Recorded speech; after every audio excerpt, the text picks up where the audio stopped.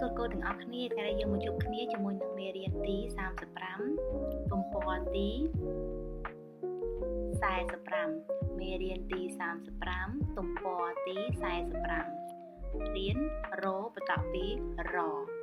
ជាសំឡេងអូបន្ថែមបន្តពីឬសម្រាប់ពីឬមូសិកតនដើម្បីឲ្យក្លាយទៅជាសំឡេងអអ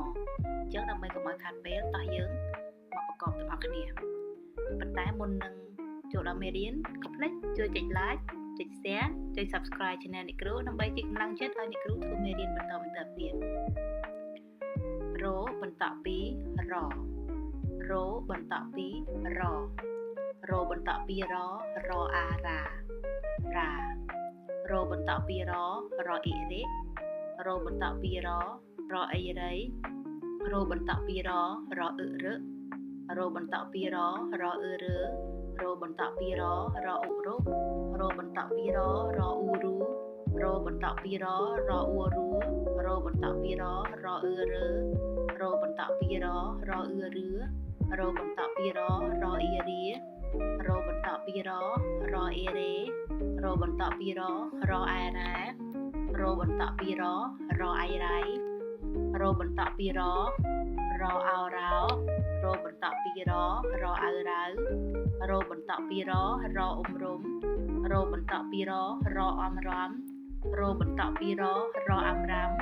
របន្តពីរអះរ៉ារបន្តពីរអ៊ូរុរបន្តពីរអេរ៉េហើយនឹងរបន្តពីរអស់រស់ចាអញ្ចឹងយើងឈានចូលមកដល់ការប្រកបពាក្យដែលមានរបន្តពីរបន្តពីរអំរំរបន្តពីរអៃរ៉ៃរ៉ាំរ៉ៃរណអាណាដរណារបន្តពីរណារណារនេះជារូបភាពរណារតអាតា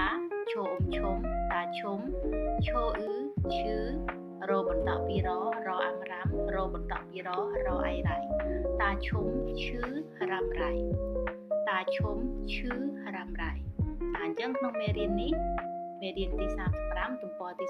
45របន្តពីរបានបញ្ចប់ត្រឹមហ្នឹងកូនកុំភ្លេចជួយចុច like ចុច share ក៏ដូចចុច subscribe channel នេះគ្រូជួបគ្នាគ្លីបវីដេអូក្រោយទៀត